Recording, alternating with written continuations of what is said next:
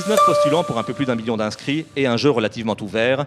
Pas de sortant en lice, le pouvoir militaire de transition proclame sa neutralité.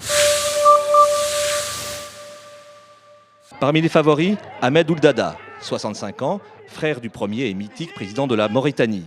Lui-même ancien ministre des Finances, il s'est déjà présenté 2 fois en vain à l'élection présidentielle.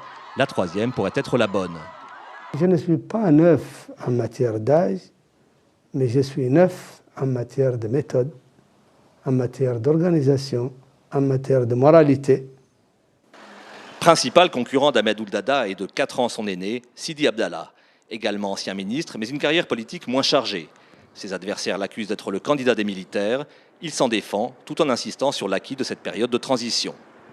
Je crois que ce qui vient de se passer est plein d'enseignements pour nous. Il signifie que les Mauritaniens ont besoin de plus de liberté. Ce vent nouveau, les autorités de transition s'efforcent également de le mettre en avant.